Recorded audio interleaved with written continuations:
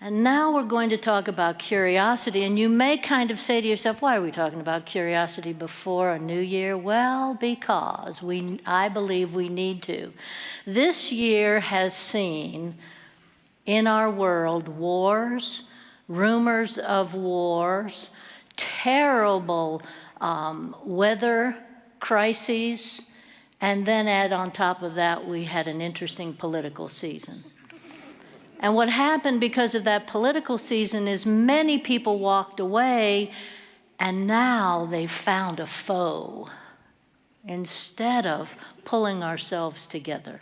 And curiosity can help us with that, and that's what I hope this talk will help you with. And I always like to use this disclaimer. For those of you that have had any kind of severe trauma in your life, I see you, and I know that some of the things I'm going to share aren't easy for you, and that's okay. If you can take one nugget away, then it may help you move through all of your own issues. So we know, I believe that curiosity and wonder can soften all of us if we learn how to use it. In our readings for the month of December, the author from the guides actually talked one day about curiosity being our superpower. Have you ever thought about that? That as human beings, curiosity can be our superpower. So we're going to spend some time this morning thinking about that. And Josh shared I love the curiouser and curiouser quote, but Josh shared that quote from Albert Einstein, but there's a very short quote that Dr. Einstein said that I think speaks very much to his belief. He said that he wasn't talented. He said, I am just passionately curious.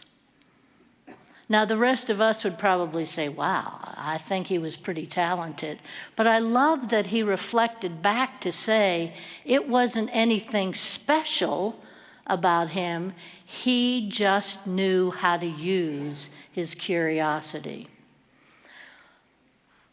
Carl Sagan, who is another scientist, he was an astronomer and a planetary scientist, had a quote, and I'm going to paraphrase it because I'm going to split it in half. And the first thing he said was that kindergartners are really science enthusiasts. They are curious. Any of you that have children know that. They ask the questions like, why is the moon round? Why is the grass green? What's the birthday of the earth? Just to name a few. Now, what I want to share with you is that triggered something in me as I saw that quote and knew I was going to use it because it's so true. I thought about my own experience as a kindergartner. Now, you might say, how did you remember that? It was such a significant part of my life that it has stayed with me all this time. I went to the Little Red Schoolhouse at 5 or 6 years old, and in that little preschool program that they had, I had marvelous teachers. Those teachers would teach us things like Tchaikovsky's Peter and the Wolf. Now, you're 5 years old. But they would send us out into the side yard because this was a very large piece of property they had to reenact what we thought that whole song of Peter and the Wolf was about. Then they taught us about Three Kings Day, which we now know as Epiphany. And they taught us about cultural things like the maypole dance. And here's a picture I found of me as a kindergartner and the maypole dance. And what's so profound to me about it, and it's the reason it has stayed with me, is they really sparked my curiosity. They wanted me and everyone in my class to continue to ask the questions. Why? Why is that person different? Why? Why is it so hot outside? They didn't want us to stop being curious. So I love that. And the rest of Sagan's quote says, then we hit 12th grade. And we become incurious. And he even said leaden. And that was in the 1970s. So what about now? And what I love about thinking about that isn't true for everyone. We all know someone that was definitely not true of. Ernest Holmes. When he was a young teenager, he actually was known as the eternal question mark because he questioned everything. And he has a quote that says, "From the beginning, I was a nonconformist. Asking so many questions, I drove my relatives crazy." So it doesn't have to stop. It's in you. It's in us. It's that superpower that is within us. It's not external to us. It is within us. But what happens to most of us when our curiosity diminishes? I do believe it's outside influences. Some of them are natural causes. One for me was sticking a pencil in an electrical outlet and getting a shock. I was curious, but that was the last time I was curious about that particular action. And all of us have those experiences. We get stung by bees, we get bitten, we fall out of a tree and break our arm, and then we have parents who caution us when we're curious. They don't want us to get hurt. They really don't want us to fall out of the tree, but caution. And what can happen is we can become so cautious that we lose our ability or our interest in being curious. So let me ask a question of you. How often do you get defensive instead of curious? Ever? I hear a few laughs. I do. Many of us do. We're not interested in being curious. We're interested in winning. Or we're not interested in the truth. We're interested in maintaining our belief system. And we're going to talk this morning somewhat about how we can work towards changing that in ourselves. As I was putting this talk together, I found a book called Seek, and it's How Curiosity Can Transform Your Life and Change the World by Scott Shigeoka, who is part of the Greater Good organization in Berkeley. You remember someone else who came from there, and that was Awe. And his whole emphasis is curiosity. And he took a whole year off in his life to travel across the country to practice curiosity. He is part of the LGBTQ plus community. And one of the things that he did was he would go to some of the political rallies for the person that he was not supporting, just to talk to the people, to understand why they believed what they believed.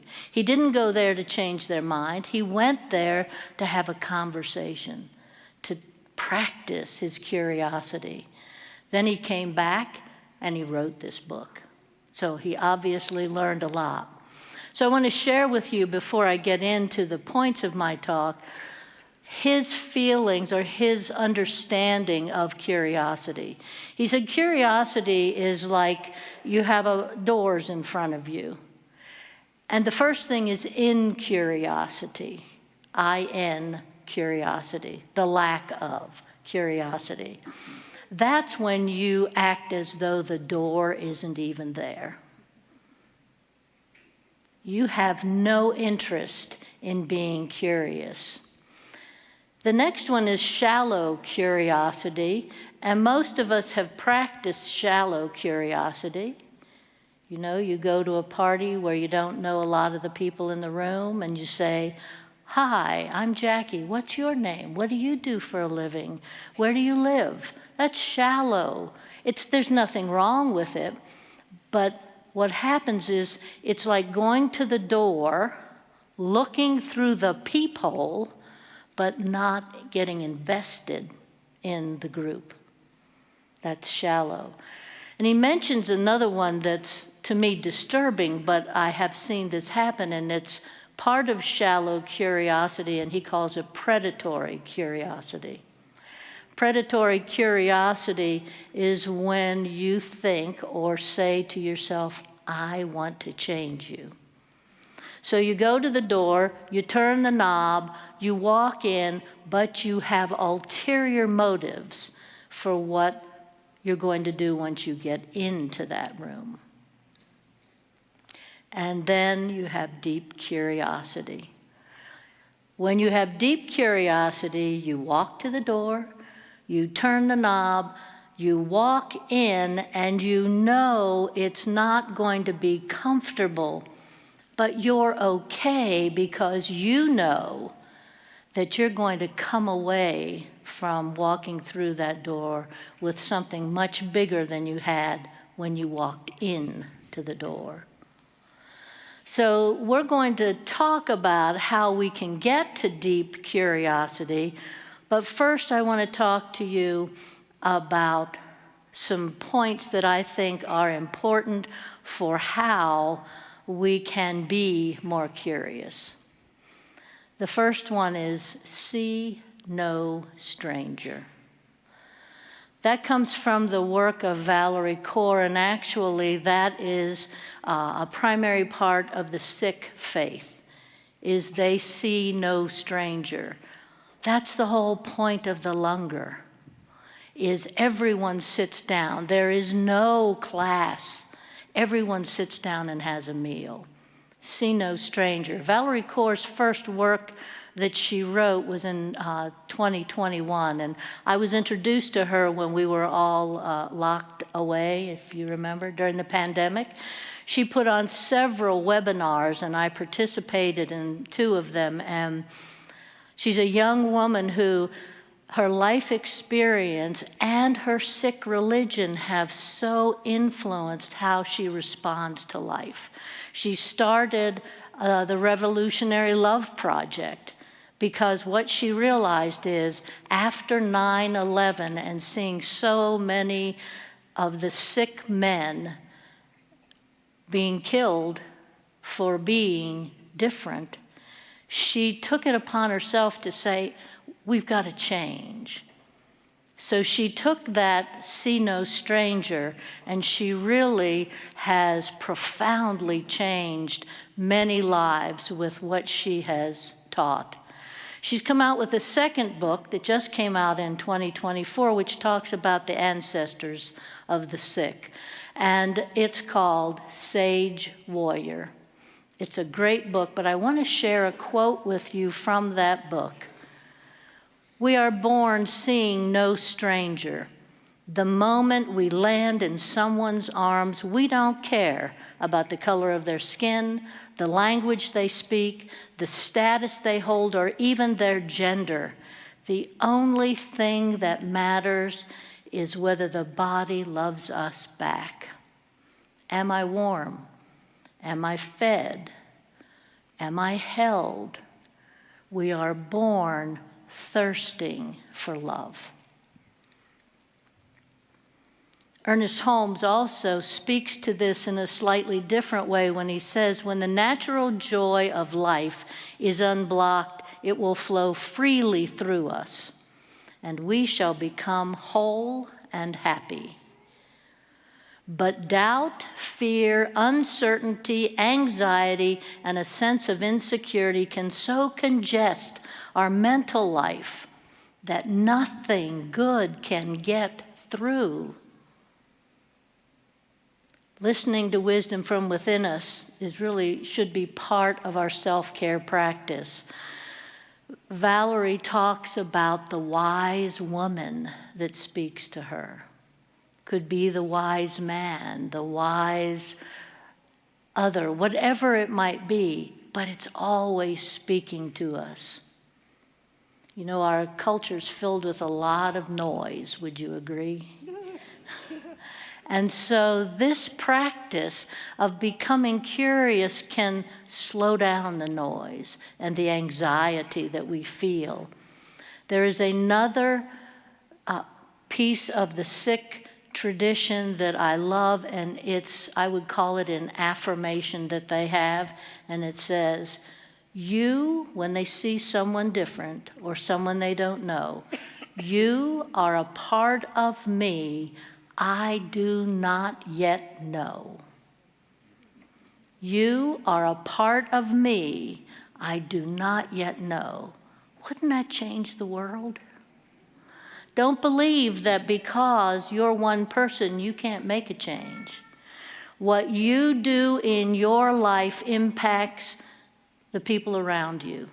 Those people then go out, and it's a ripple effect. We are naive to believe we have no power. And curiosity really should become our superpower. The second point I want to make is on oneness. That is the first principle of science of mind, oneness. Do you believe in oneness? Do you understand oneness? That is also a principle of the Sikh tradition, is oneness. And you can see how all of that is tied together. Seeing no stranger. You are a part of me I don't yet know. And now we talk about oneness. I'm teaching the Advanced Consciousness Studies class, which used to be called Prac 1. We changed the name in part because we wanted to make it more accessible to people who maybe didn't want to go into practitioner training but wanted to increase their consciousness. And in the first term of that class, something came up about perspective taking, which is another way of saying curiosity. It refers to the active contemplation of others' psychological experiences. That is, thinking and imagining the feelings and viewpoints of others, helping they to become me.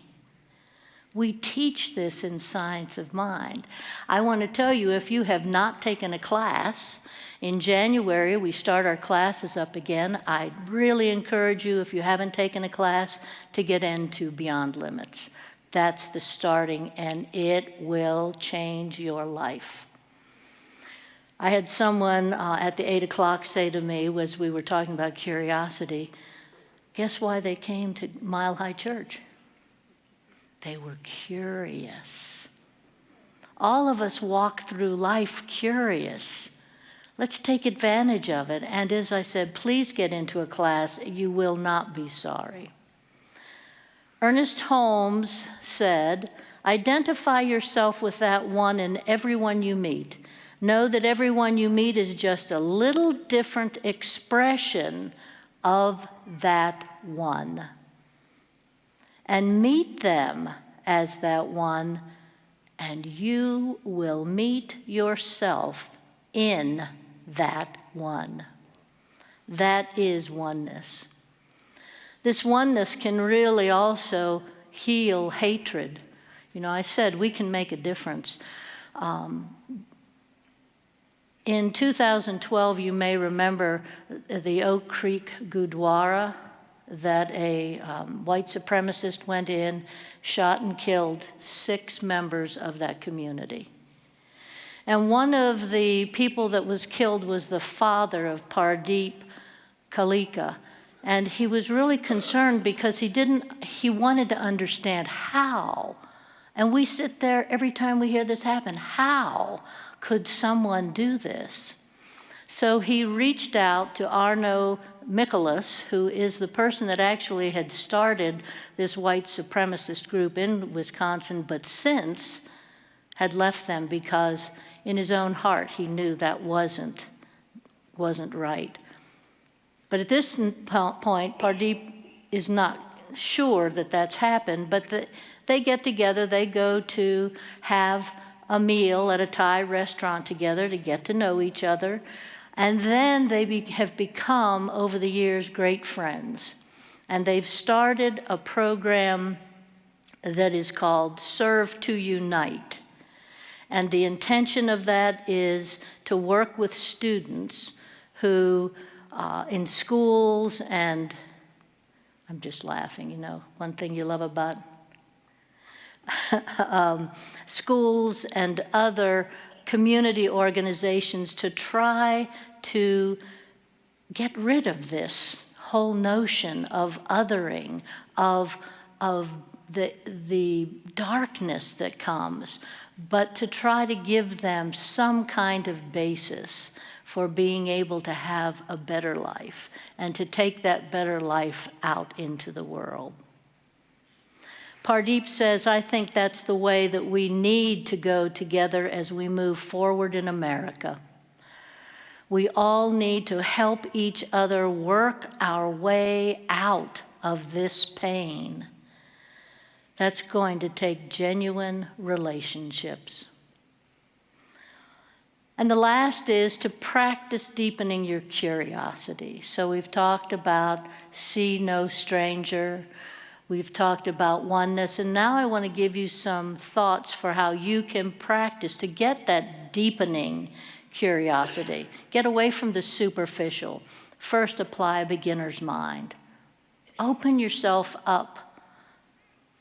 Look for new and novel ways of doing things. See no stranger. Then ask questions and observe. Seek first to understand, not to explain.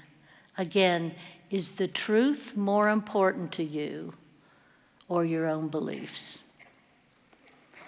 Listen longer. Have you noticed that if you listen longer, you hear more? Rather than when someone speaks and you jump right in there to give them the counterpoint. Listen longer. Interrupt your own biases and othering when you listen longer. When you're practicing curiosity, you're turning toward another rather than away from. Then here, I think, is an easy one. Try something new. Take a different route to work. See what it does? It shifts your brain. Try reading a different genre of book. If you've always read fiction, try reading nonfiction. Try reading autobiographies. Go to an art gallery or a museum that has some kind of presentation that you say, what is that about? Go and see it. It can change your own mind. Because what it will do is start opening your mind to new points of view, and that's what curiosity is intended to do. Open your mind to new ways of seeing. And then be inquisitive. Be bold enough to ask other people's opinions and then listen to their opinions. Understand that every person in this room does things a little bit differently, and that's okay. That's what makes us a beautiful body for God to be able to enjoy, for that power that's greater than all of us to be able to say, I am thrilled with what I'm seeing from these humans. Don't get stuck with other people's biases. Ernest Holmes says this, practically the whole human race is hypnotized because it thinks what somebody else told it to think. Is that not interesting? Because it does appear that that's how we function in the world. You know, by choosing curiosity in every moment, even those routine moments, you can make a difference. It can be different in this world. One person at a time can change this world, and you're the person that it needs to start with. Curiosity is about seeking what unites us, not what tears us apart. So what I'm going to suggest is for all of us in 2025, we put on our cloaks of curiosity, because that is our superpower. Think of yourself putting on your cloak of curiosity and then stepping out the door and using that superpower. Remember to see no stranger. Remember to embrace oneness, and practice, practice, practice deepening your curiosity. And never lose your holy curiosity. And so it is.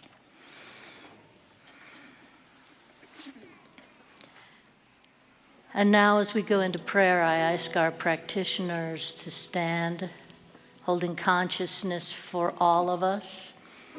We know in this space right now, God is all there is, that God is the infinite, the all-seeing, the all-knowing, the powerful. And all of that is available to each one of us in this room right now. And as we become curious about that power that is greater than any one of us, we move forward in life. Happy because of our curiosity as well as our love that is shining through this curiosity. I am so thankful for each person who is here, each person who is online, knowing that as we step into 2025, we try new things, we experience that curiosity, because we know that is what will change us, and that is what will change our world. As we step into times that are difficult or times that we don't know what to expect, curiosity, curiosity, curiosity. We don't have to know the answer. Thank you, God. Thank you, God, for always being a part of us and showing up, helping us to show up in this world. So I can release this prayer right now into that law that says yes to what we believe. So I can let this prayer go, let it be, and so it is. Amen.